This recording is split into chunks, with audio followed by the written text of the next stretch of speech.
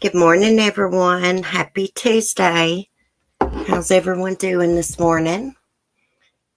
Let me find my live chat. Melanie Christina, Lisa 54, RN Student Forensics. Welcome to Southern Royalty. How you been, girl? Hey, Debbie. Good morning. Oh, crap. Let me scroll. Charlene, Samara. Good morning, Mike. It's a Crime Shame. Misty Walker, Charlene. Good morning, everyone. How's everyone doing? Oh my gosh. Hey, Nika. I've had a hard time getting going this morning. I'm not as organized as usual. I was up late last night. It stormed like crazy here. And my beagle, Skylar, she is scared to death of thunder and lightning. She don't even like it when the wind blows hard or it rains hard. I thought she was going to pass out from a panic attack last night, guys. Her eyes were big as saucers. She was panting. She was drooling. I couldn't get her to take a treat. I was trying to distract her. All I could do was just sit there and comfort her on the couch, scratch her back, and tell her that it was going to be okay. You know, it's just, I'm going to have to get her some common treats. Hey, Stacy, good morning. I hope everyone in Alabama is okay. I think they had some tornadoes touch down there last night. I think there were some people injured, maybe even killed. We got an inch of ice. It's finally clearing up here. Like the rain yesterday, it melted all of the ice away, and it's like 54 degrees out. So I've got to get my butt over to the funny farm and get the chicken coop cleaned out while the weather's pretty. I'm going to get my son to help me. Anyhow, I'm not as organized this morning, but I do have a few things to talk about. They finally identified the youngest victim of the Green River killer. Can y'all believe it? I mean, she's been known as, they called her Bones 10, because when they found her, it was nothing but bones. But for decades, they've been trying to identify her. And finally, they did. And it turns out she was a 14-year-old girl by the name of Wendy Stevens. We'll take a look at her picture. She was actually a runaway, and she ran away from Denver, Colorado, and ended up in Seattle, and unfortunately crossed paths with the Green River killer, known as Gary Ridgway. Gary Ridgway, he's a real freaking nut. He's a real weirdo, y'all. He's a freaking monster. I think he killed like 49 women, maybe even more, during the 80s. You know what's crazy is he was a suspect for like 20 years. But back in the 80s, they didn't have, the technology that we have right now to test, DNA and all of that. Let me pull up some stuff about Gary Ridgway here. His weird behavior started when he was a child. Gary Ridgway, also known as the Green River Killer, is an American serial killer. He was initially convicted of 48 separate murders. As part of his plea bargain, another conviction was added, bringing the total number of convictions to 49, making him the second most prolific serial killer in United States history, according to confirmed murders. He killed many teenage girls and women in the state of Washington during the 1980s and 1990s. Most of Gary's victims were alleged to be sex workers and other women in vulnerable circumstances, including underage runaways. The press gave him the nickname after the first 5 victims were found in the Green River before his identity was known. He strangled his victims, usually by hand, but sometimes using ligatures. After strangling them, he would dump their bodies in the forest and overgrown areas in King County, often returning to the bodies to have sexual intercourse with them. Gary would repeatedly return to the bodies that he had discarded. He would have sex with them while they were decomposing, y'all, up until the point where maggots were on the body. Like I said, he's a real weirdo. Now, his early life, it says he was born February 18th, 1949 in Salt Lake City, Utah, the second of Mary and Thomas Ridgway's 3 sons. His home life was somewhat troubled. Relatives have described his mother as domineering and have said that while young, he witnessed more than one violent argument between his parents. His father was a bus driver who would often complain about the presence of sex workers. Gary Ridgway had a bedwetting problem until he was 13 years old. And when he would have these episodes where he wet the bed, his mother, who was a complete freaking nut and a weirdo, would take him to the bathroom and wash his genital areas. And him, a big 13-year-old boy.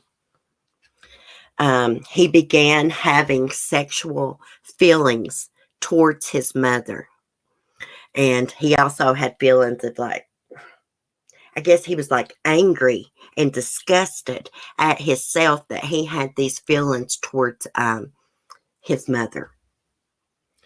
He would later tell defense psychologists that as an adolescent, he had conflicting feelings of anger and sexual attraction towards his mother and fantasized about killing her. Gary is dyslexic and was held back a year in high school. When he was 16 years old, he stabbed a 6-year-old boy who survived the attack. Gary had led the boy into the woods and then stabbed him through the ribs into his liver. Gary's IQ was recorded as being in the low 80s. Let me just get back. Now, he was married several times. I can't remember exactly how many times. I think 3 or 4 times. And I think it was by his second wife. He actually has a son.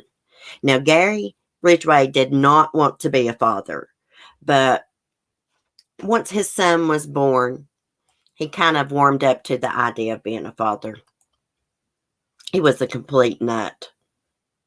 Now, all of his wives, they never suspected that he was out killing prostitutes. One of his wives said that he used to leave to go to work early.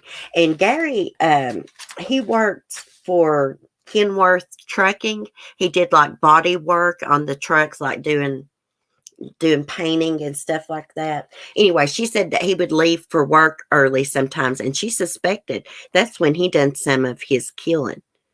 He probably didn't kill in the mornings. I'm thinking that he went and revisited the bodies. Anyway, she said that he would come home sometimes and he would be soaking wet, covered in mud and stuff. And a lot of the bodies were dumped in the same place. I think cops were at the crime scene. Someone had stumbled upon a skeletal remains. They was investigating that crime scene, and 100 yards away, they found another freaking body. Now, Ted Bundy actually helped the FBI with kind of profiling the Green River Killer. He told the FBI, hey, you got your profile wrong. This is a guy that probably has a job, that probably you wouldn't think would be a killer. He blends in. And Ted Bundy actually told him, and this is before they knew that he was revisiting the bodies and having sex with them. He's revisiting the bodies and having sex with them. What you need to do is locate one of the bodies, dig it up, and wait for him to come back to it. They never could catch him that way. Oh my God, I'd be mortified. Can you imagine? Can you imagine how Gary Ridgway's son feels sunny side up? Hey, Amber. I didn't know he had sexual feelings towards his mother. Yes, he did. Let me get back over here to my information. Okay, so he was married to Claudia Craig Browns from 1970 to 72. Then he was married to Marcia Lorraine Brown from 73 to 81. Then he was married to Judith Lorraine Lynch from 88 to 2002. Now, I think Judith actually thought he was innocent until the trial began and she started hearing all the evidence and stuff. Of course, his DNA was found on the victims and stuff. He had left, behind semen and things like that. And also, there was paint particles. Gary didn't know it, but while he was at work painting, he was getting paint particles on it. And then it would get onto the victims. Some of the victims he would actually take back to his house. And what he would do is he would get them from behind. In a sex act, they'd be having sex, and from behind, he would strangle them with his arm or whatever he could get his hands on, some type of ligature. I think Opal Mills, one of his first victims, one of the ones first found, he actually used her scarf to strangle her.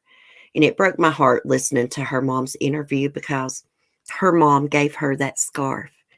And she said, she just felt responsible. And she said she could never wear a scarf again because of that. So sad. He's a sick monster. He never showed any remorse. Now, when the victims gave their impact statements, one of the victims' fathers told Gary that he forgave him. And Gary actually started crying. I don't know if it was real tears, but he was appearing to cry. One of the reasons Gary Ridgway hated prostitutes, well, one reason he heard his dad go on and on about them growing up. But another reason is because Gary was in the United States Navy. And he went overseas. I'm trying to look and see exactly what country he went to. But anyways, he went overseas, hooked up with some prostitutes, and got gonorrhea. And he hated them for that. He blamed them for that, he said. He should have been blaming himself. He's the one that went and hired them, Okay. Let's see, what does it say? When questioned about Ridgway after his arrest, friends and family described him friendly but strange. His first two marriages resulted in divorce because of infidelities by both partners. His second wife, Marcia Winslow, claimed that he had placed her in a chokehold. He had become religious during his second marriage. He would go door to door reading the Bible aloud at work and at home, and insisted that his wife follow the strict teachings of their pastor. Gary would also frequently cry after sermons or reading the Bible. Despite his beliefs, Gary continued to solicit the services of sex workers and wanted his wife to participate in sex in public and inappropriate places, sometimes even in areas where his victims' bodies were later discovered. Now, one of his wives said that he always wanted to go make love in the woods. I would have found that strange, personally. Like, I don't know, was these women blind? Did they not find his behavior weird? He's leaving for work real super early. He's coming home with his clothes all wet and muddy. Now, I think his last wife, she didn't suspect him of being the Green River Killer because she didn't know about the Green River Killer, she said, because she didn't watch the news. Okay, throughout the 1980s and 90s, Gary is believed to have murdered at least 71 teenage girls and women near Seattle and Tacoma, Washington. In court statements, Gary later reported that he had killed so many that he had lost count. A majority of the murders occurred between 82 and 84. The victims were believed to be either sex workers or runaways, whom he'd pick up along Pacific Highway South. Ridgway sometimes would show the women a picture of his son just to make them, take their guard down and be like, oh, well, he's a father. He's a nice guy. So they would let their guard down. Gary actually killed one of the women when he had his son for visitation because he could see his son like every other weekend after the divorce. I think the kid was around 7 or 8 years old. Gary had picked up a sex worker. She was in the truck with them. They pulled off to the side of the road. Gary and the lady walked into the woods. Gary came out of the woods a short time later. His son asked him, hey, where's the lady at? And he said, oh, she decided to walk home. She doesn't live far from here. But really, Gary had took and murdered her while his son waited in the truck. And like I said, he did a lot of the murders at his home. He would bring the sex workers back to his home. They would go by his son's bedroom and see all these toys and things. And, they would think, he's no harm. He's a safe guy. He's a dad. In reality, he was a monster. Okay, so I do want to show y'all the girl, Wendy Stevens, that was identified. I think they said they actually identified her last year. I don't know why it's just now being released, though. Of course, her being identified does not affect Gary in any way. Like, he's already been tried and convicted. But I hope this brings her family closure. I'm just curious, was anyone looking for this young lady?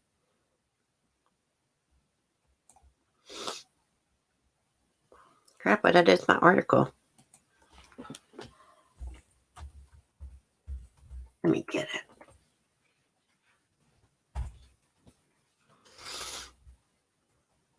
Sometimes I think I save stuff and then I don't. I mean to and then I forget. Okay. Get her picture pulled up. She was pretty. She looks older. How old did I say she was? 14? She looks a lot older than that to me. Okay, Wendy Stevens, finally identified as the youngest victim of the Green River killer. It says this is an undated photo, courtesy of the King County Sheriff's Office. I'm telling you what, the Green River Killer Task Force, they never gave up. Those cops never gave up. For more than 3.5 decades, she was known as Bones 10, the skeletal remains of a young female recovered in 1984 from a swamp behind a baseball field near Seattle-Tacoma International Airport. And actually, how she was discovered is a dog actually came upon her remains, got one of the bones, and brought it back to the owner. And he went and investigated and found the remains. 19 years later, she received an additional moniker or something in charging documents Jane Doe B10. After the man unmasked as the Green River Killer, admitted he killed her and dumped her body before eventually pleading guilty to the murders of 49 women and girls. But other than knowing she was one of Gary Ridgway's victims, investigators never knew her true identity until last year. She's no longer Bones 10. She's Wendy now, said Dr. Kathy Taylor, King County forensic anthropologist who had sought to put a name to the girl's remains for nearly 25 years.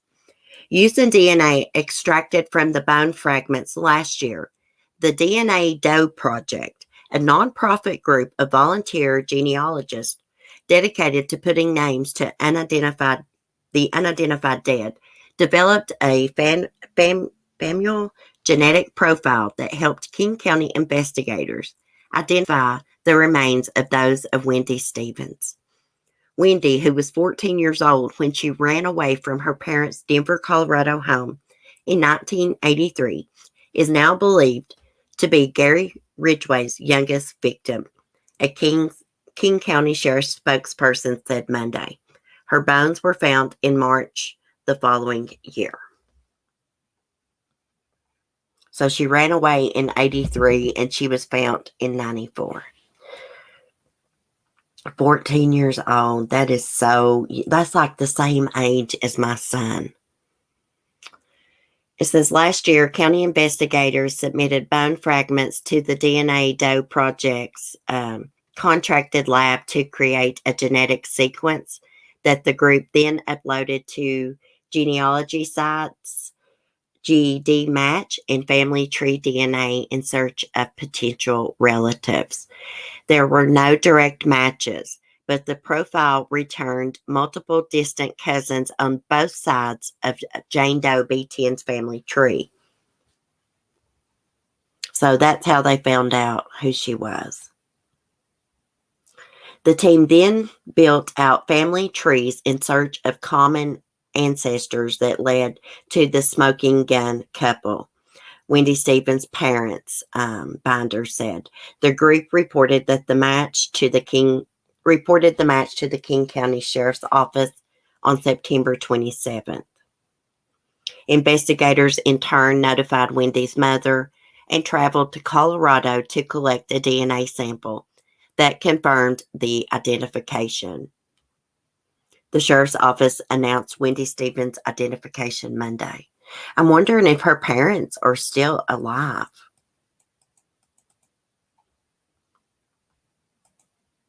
I'm glad they was finally able to identify her. I think they have a couple more women that they need to identify. I think she was like one of 3 or 4 that hadn't been identified. Gary Ridgway thought that these women were disposable, that no one cared about them. He was so wrong. Just because we may not agree with someone's actions, don't make them less than us. You know, just because they may do something that we wouldn't do does not make them less than us. They have people that love and care about them too, you know. They're humans. Alma Smith was the older sister of a childhood friend of mine. She was 50. Was she one of his victims too? I was looking at the list of victims this morning, and oh my gosh, it was like never ending, y'all. I can't believe how many women he killed. I still can't believe that he killed that one woman while his son was sitting in the truck. He couldn't have cared about his son. I don't believe Gary Ridgway was actually capable of loving. Now, they said the last wife he had, he was pretty happy with her, but still, he still went out and killed. Not as many women as he used to kill, but he was still out killing. Now, she said she feels like she saved a lot of women from being killed by being married to Gary and making him happy. I don't know who'd want to marry that weirdo anyways. Just look at him. How are you, Miriam? Hard to believe no one knew he was doing this. Well, he came up on their radar like back in the 80s. Like he was a suspect for 20 years before they could prove that he was the Green River Killer, right? But everybody that worked at the Kenworth place knew that he had been questioned by police. And so they all used to talk about him behind his back, you know, trying to figure out if he was the Green River Killer or not. Do you know that Gary Ridgway actually passed a polygraph exam? Yes, he did. Back when they first questioned him, he took a polygraph and stuff, and he actually passed the polygraph exam. That's why they're inadmissible in court, because they're not always accurate. Well, maybe his wife has a point, but I still think he had it in him. Yeah. Well, when he was like 16 or 17 years old, he stabbed a 6-year-old boy because he wanted to know how it felt to murder someone. Thank God the little boy survived. He lured him into the woods and stabbed him. It said through the ribs into his liver. He's had problems since he was young. I think his mom damaged him in some way. I kind of think she made him a psycho, a monster. I mean, he bedwet until 13. Why would he bedwet until he was 13 years old? That's weird. I mean, a lot of times when kids bedwet like that, older kids, there's some type of abuse going on. But every time he would wet the bed, his mom would take him into the bathroom, and him 13 years old, and wash his genitals. That did something to him. Then that's when he started having those sexual feelings towards his mom, and anger, and the urge. He fantasized about killing her. There's a major red flag. Yeah. Nature versus nature. Yep, his mother missed. Yeah, I agree. She was a freaking nut. I noticed Gary Ridgway, he looks a lot different than at his trial. You know, he had hair on the top of his head. Now he's like completely bald, which, hell, he's been in prison for how long? Since 2003? He's getting old. Yes, Gary Ridgway's mom's who I was talking about, Bailey. Yeah, she used to, when he would wet the bed, she would take him into the bathroom and scrub his genital areas. Yes. Freaking weirdo. The whole freaking bunch is weird. I had never heard of his story growing up. Oh, really? You should check out a documentary on him. There's a couple of good ones here on YouTube. There's a mugshot, one of them. Of course, they call him one of the most prolific serial killers, but we know that's Samuel Little now. The documentaries are all older ones. Anywho, what else was I going to tell y'all about?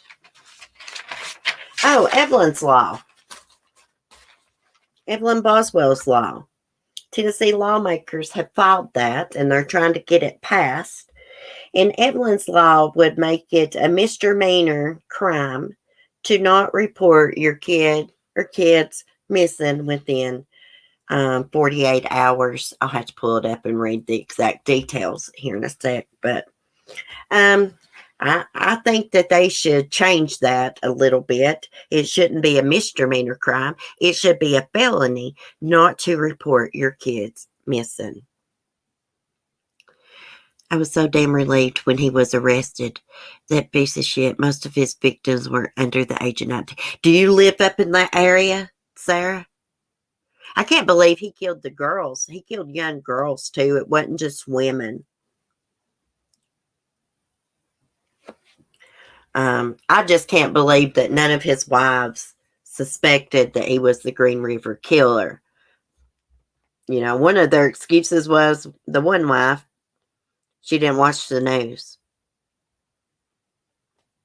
So she didn't know that the Green River Killer existed. She didn't know there's, bodies popping up left and right. Like a wolf tasting blood, once you get the taste of it, you keep going back. Yeah. Yeah, I live in PNW. Oh, do you? I've always wanted to go out to Washington State. Ever since I watched the movie Twilight, I love those movies. Anywho. Let me get my stuff pulled up about Evelyn. And then after I tell you about Evelyn's Law, I want to share with y'all a case out of, I think it's Prairie, Missouri. This mom had been missing since like December 2026. Her car was found the 28th, and they just found her body on January 23rd. Let me see. Here it is. Oh, I see that there was another tiger sanctuary that had a worker bitten. I think that's actually in, I'll have to look. It's Tennessee or North Carolina one.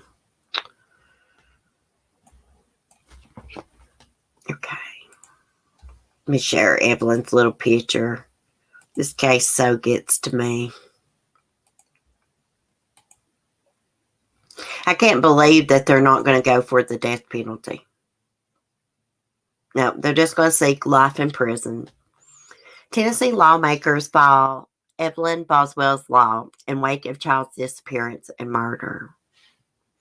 A proposed law filed in the Tennessee General Assembly looks to charge parents who fail to report their child as missing within 24 hours of their disappearance. SB 327/HB 384 is also being referred to as Evelyn Boswell's Law. 15-month-old Evelyn Boswell disappeared February. Well, they're saying February. She actually disappeared like in December. What was it? 2019, 1st of December, something like that. She wasn't reported missing until February the next year. Her disappearance was reported by a family member, her grandfather, Tommy Boswell. The child's remains were later found in Bluntfield, Tennessee, on property belonging to Evelyn's grandfather, Tommy Boswell, Megan Boswell's father.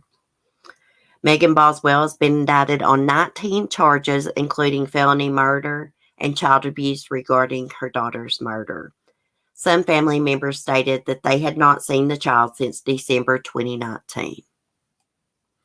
Yeah, and her grandfather, like I said, he contacted CPS February 2020, around the 17th or 18th. He contacted CPS because Megan kept giving him the runaround about where baby Evelyn was at. And when CPS contacted Megan, she gave them this bullcrap story that Evelyn was visiting her biological father, Ethan Perry, in Louisiana. They contacted Ethan, found out, he hadn't been off the base, and, he didn't have Evelyn. Then she came up with another story that her mom had actually took Evelyn to Mendota, Virginia, and gave her to some people in a camper. That turned out to be false. What happened is she murdered baby Evelyn and dumped her body in her dad's storage shed, Tommy Boswell's storage shed, under some clothes and other items. Look how beautiful she is. Oh, I have a video of her talking and laughing. I think there's a picture from that video. She's in the blue shirt. I've got it somewhere on my channel. It brought me to tears every time I've ever watched it. I hope they get that passed. However, I think it should be a felony not to report your kids missing. And it shouldn't be no damn 24 hours. It should be within 2 hours.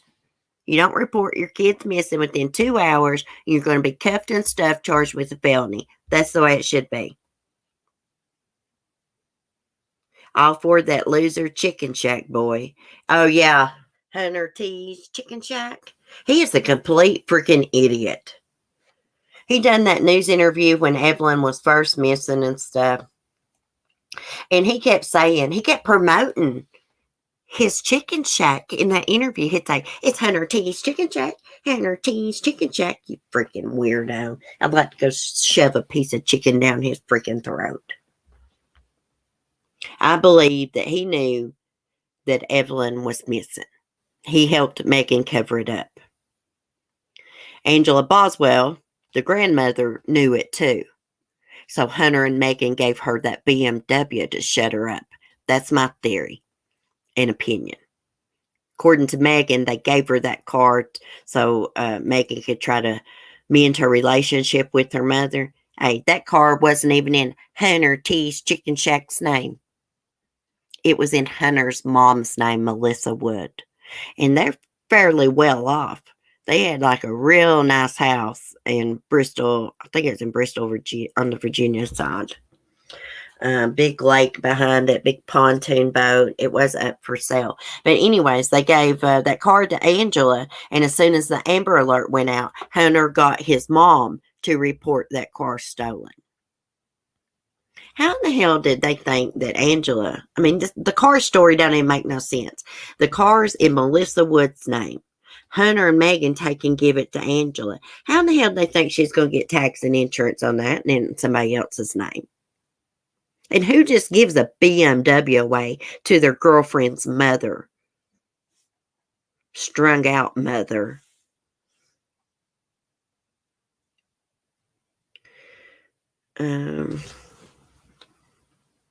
Let's see. Let me scroll up my chat here. I love it. Cece gets riled up about that chicken shack boy. Hey, I'm going to Hunter T's Chicken Shack. You better believe it. I've just not been down that way.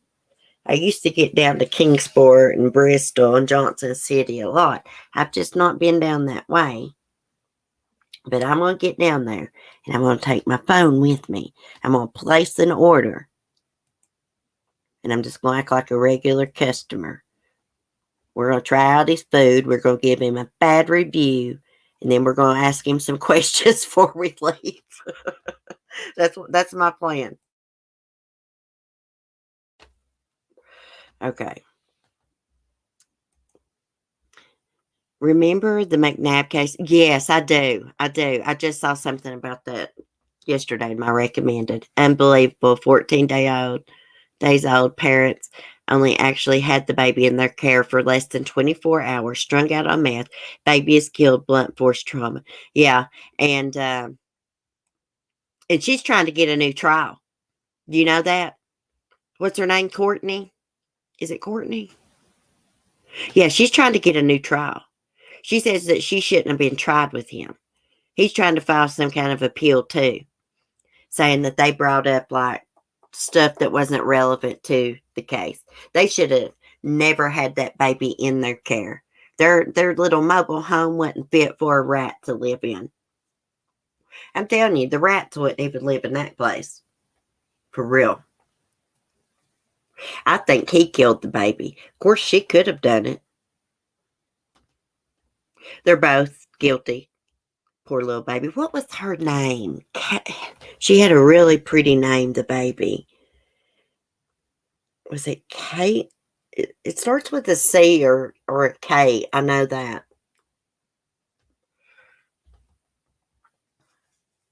They didn't arrest her for a few months after they arrested the Mcnabb guy. Hell, I can't even remember their names. He's got tattoos all over his face. Like, I'll never understand why these weirdos want to tattoo their face up. Don't you know you're going to get old one day? No, ain't that going to look pretty? 70, 80 years old with a bunch of tattoos on your face. Yeah, Courtney. She's lucky she only got 15 years. And then 15 years. Kaylee. Thank you, Bailey. Her name was Kaylee. Beautiful little girl.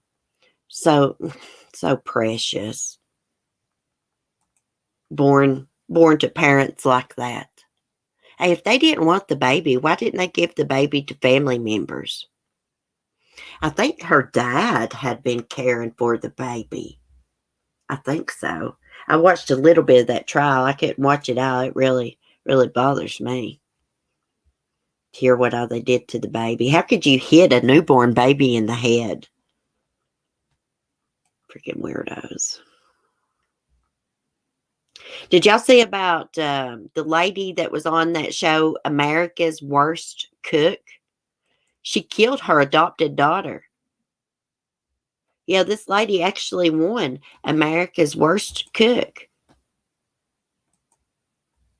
Let me show y'all this, and then I'll tell y'all about Madison Lambert.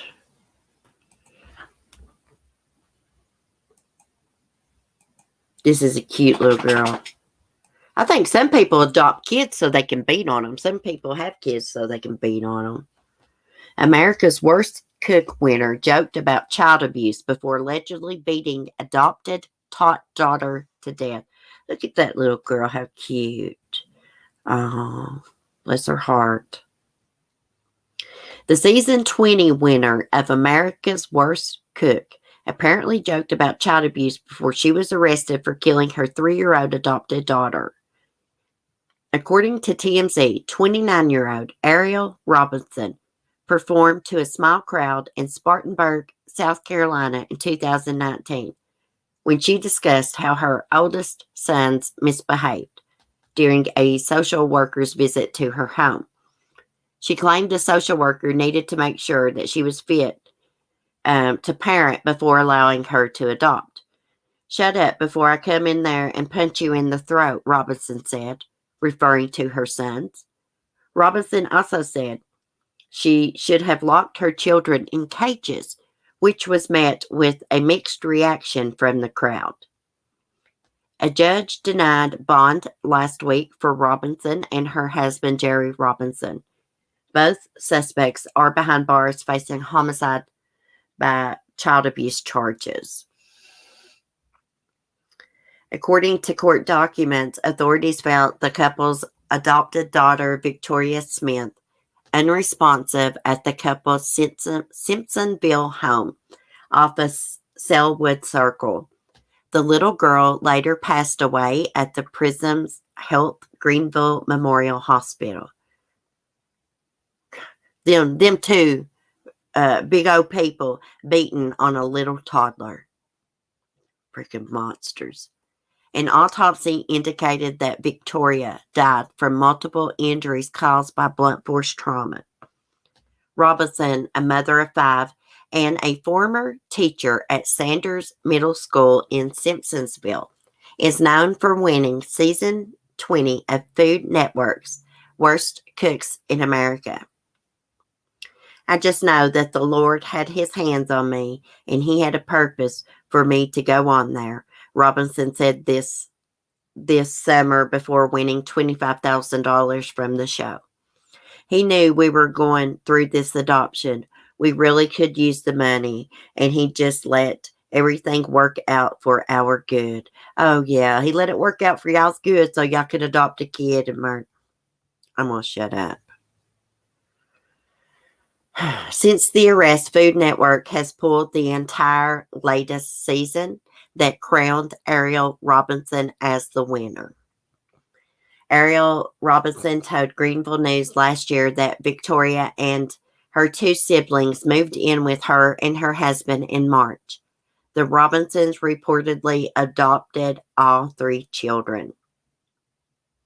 And we know once they adopt these children that they're not going to have a caseworker checking in on them anymore. They need to change the laws and regulations about that.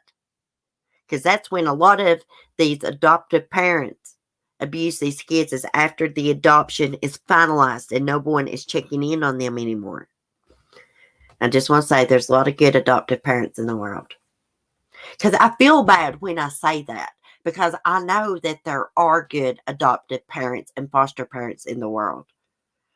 But the truth is the truth. A lot of the abuse goes on after the adoption is finalized and no one's checking in on them anymore. Okay, Tiffany Huggins told NBC4 that she fostered Victoria for around 10 months before the Robinsons adopted her.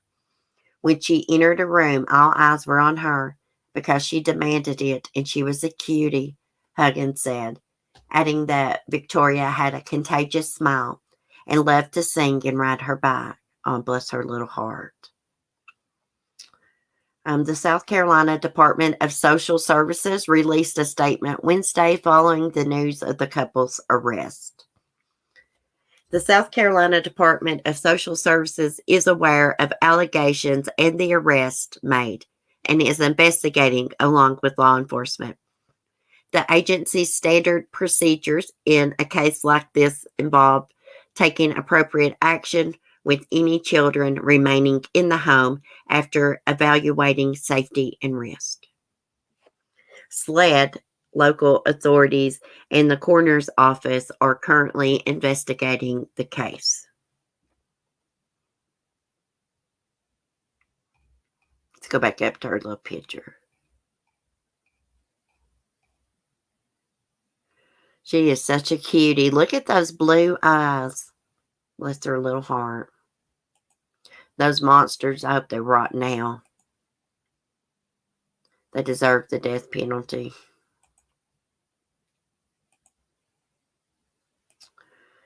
What's wrong with the world?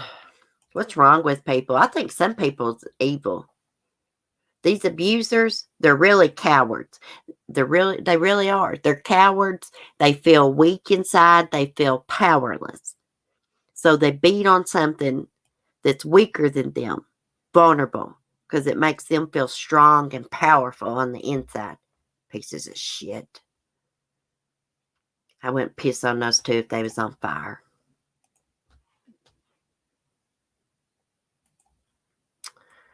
Oh my goodness. These cases really upset me, guys. I don't mean to carry on. I just get so riled up. Big old fat asses beating on a little toddler. Did you see how big they were? Speaking of toddlers, before I tell y'all about Madison Lambert, they had a vigil for Orrin and Orson West last night, like a little candlelight vigil. It was really cute the way they had it set up. It was really pretty. And they played some gospel, Christian music, and all that. Evidently, no one was checking up on these two kids that had been adopted either. Once they're out of foster care and they're adopted, the state washes their hands of it. And it's bullshit. I didn't see the adoptive parents at the vigil. Of course not. They're a bunch of cowards hiding, letting everybody search for their kids that they adopted they were supposed to love. They don't turn their hand to do anything because they don't care about those little boys. Let me look at the chat for a minute. Hey, Lisa, good morning. How are you? Let me give you a light slip. I love these little light slips. If it'll load up. Okay. So, Madison Lambert, her body was found along a rural highway nearly a month after she vanished.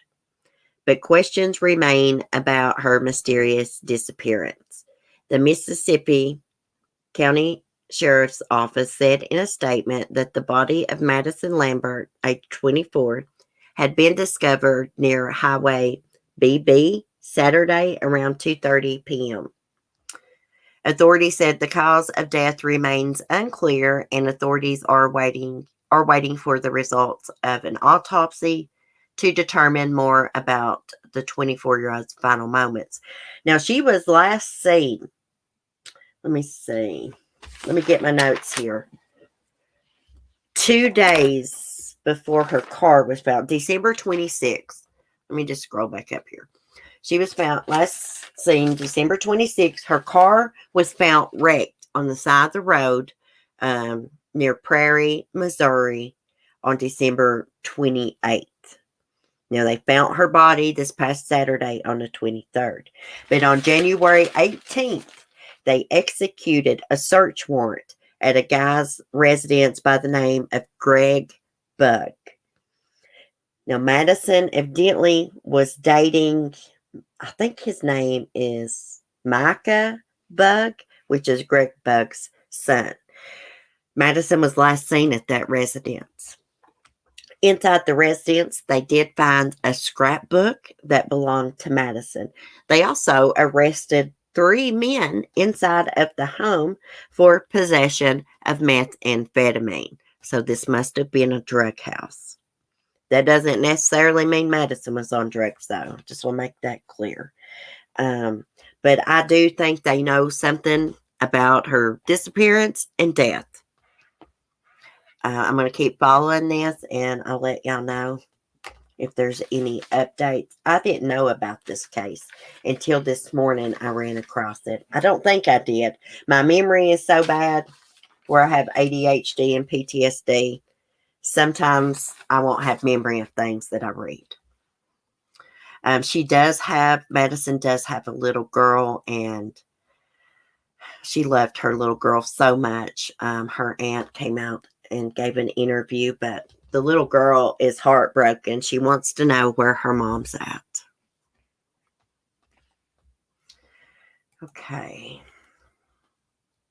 me go back here to my chat.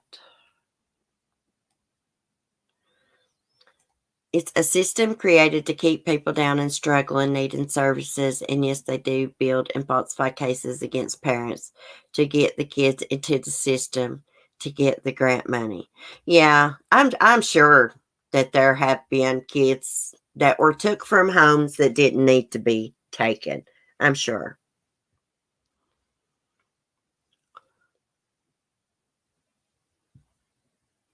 Oh, Diane Down. Oh, yeah, she is a freaking nut. Yeah, we did a live stream about her a while back. We're getting ready to do a stream on D.R. Coon's case. Little boy, I believe he's about 2 years old. He's been missing since about, 2014, 2015. He disappeared from a campground. He was there with his family, his parents, his grandfather, family friend.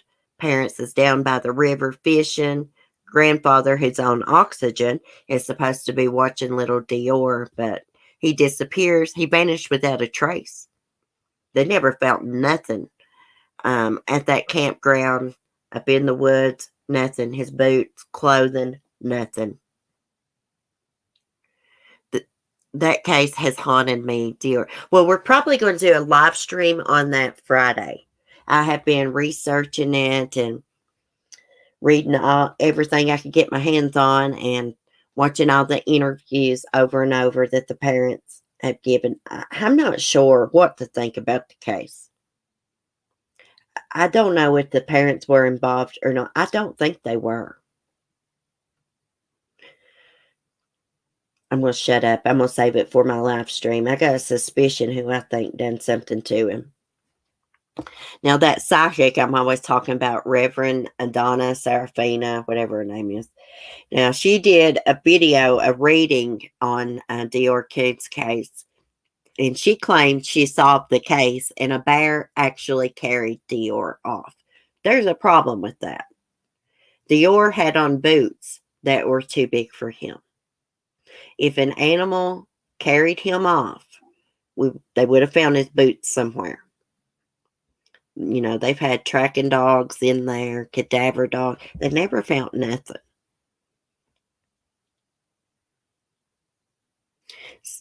Get it back in the spotlight a bit. Something's very weird. I have some suspicion. I'm suspicious of that family friend because he does have a criminal history. Did you watch that light, Vander? Now, during my research of this, now Reverend Donna claims that she didn't know anything about the Dior case. She doesn't watch any news, anything like that. But I came across videos of them talking, investigators talking about how they searched inside the caves, the layers of bears, wolves. They searched inside different caves. But anyhow, I don't know if she came across those videos or not. I actually think that lady has a real gift. But I do not think that a bear carried him off. I'm going to disagree with her about that. Hey, TC, I still can't fathom out what happened to that little boy. In my opinion, it was that guy that was with his family. That's what I think too, TC. That's what I think too. Like, Dior's parents didn't even know that guy. The grandfather had lived beside of him for several years. But they had never met him.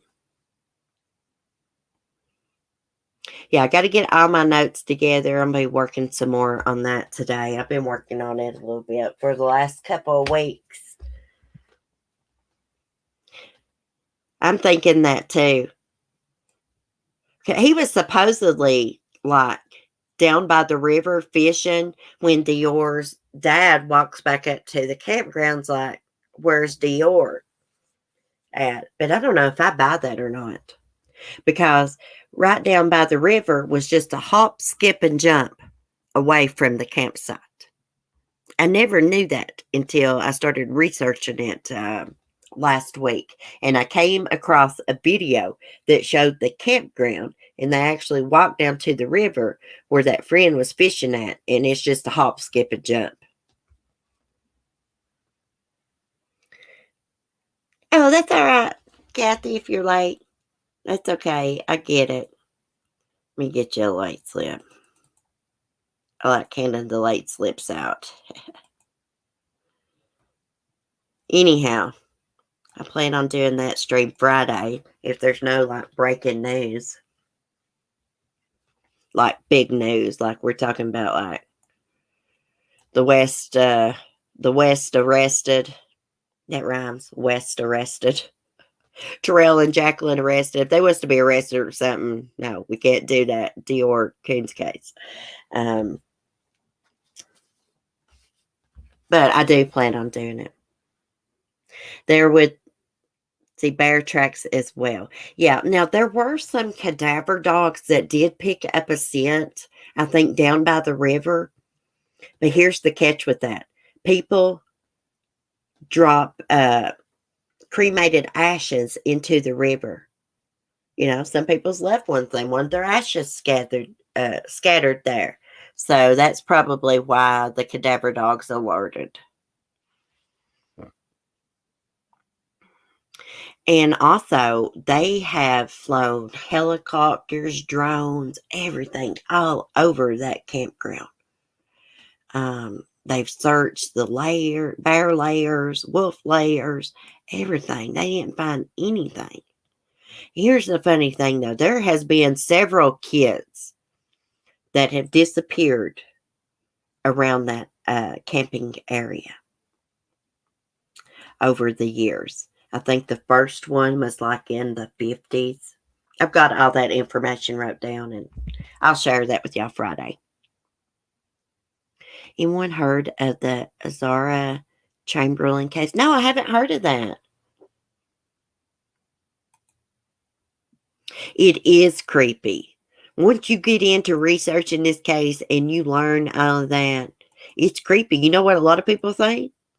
A lot of people think these kids were abducted by aliens. Like there was this one boy, it's not too far away from the campground. There was like this boys' camp. I think it was a boys' camp. Anyways, this kid had wandered off. One of the camp counselors found him.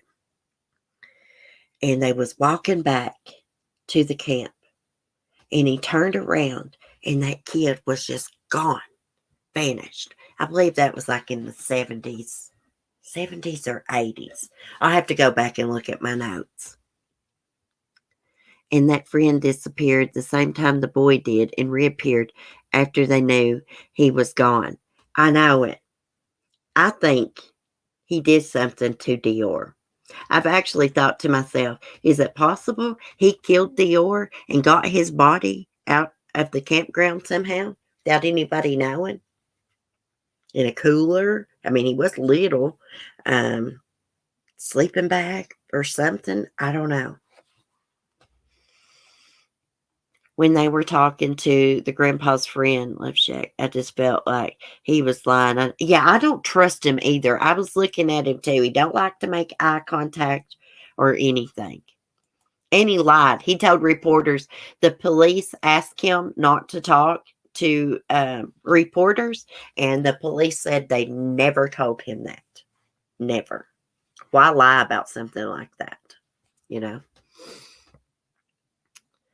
Aliens, as in slang for Earth people who are unsafe and snap children, apparently. Yeah. I just think if an animal carried him off, they would have eventually found traces. You know, like his clothing, some torn clothing, boots. His boots were too big, but he liked those boots, so they let him wear them. It's just too much of a coincidence, and I don't believe in coincidences. Me either. And you know something funny? Like, Dior's parents split up about 6 months after he disappeared, and she right away got with someone else and got married. Now, a lot of people have speculated. See, she had other children that were older than Dior. She gave them to their father. She said that he could care for them better. But anyways, a lot of people have speculated that, you know, she got rid of Dior so that she could start over and get out of the relationship.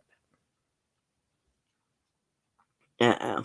I hear the queen bee up, my little beagle. Or could they have hidden his body and went back? Well, yeah, they could have, Bailey, because actually Dior's dad left the campground to go call 911. He said he couldn't get a signal. But Dior's mom stayed at the campground. She finally got a signal. So they both ended up calling 911. So there was 2 911 calls. How are you, Vicky? Vicky's always late to the party. You know what? I'd be late for my own funeral. For real. I'm always late. Yeah, it's very interesting. We'll get into all of the facts on Friday. It's going to be a good stream. Poor little, he was so pretty. With pretty white blonde hair. So cute. All little kids are adorable to me. Anyways, guys, I better get off here. I hear my beagle summoning me. Summoning me. I can't talk this morning. I've had a little bit of anxiety this morning. Probably just because I was rushing around. I was up late with my dog, traumatized by the storm, and slept late and been rushing around this morning. And when I rush, I get anxiety. But anyways, I will see y'all tomorrow. Thanks for chatting. Thanks for your support. If there's any updates on Orrin and Orson West, I'll do emergency live stream. Like if there's any breaking news. Hopefully there will be some breaking news soon. But I got a feeling it may be a while. I think they're having a hard time gathering evidence against these adoptive parents. That's my opinion. But anyways, y'all have a great day. Be safe. Be kind. And peace. Thank you, Light Feather.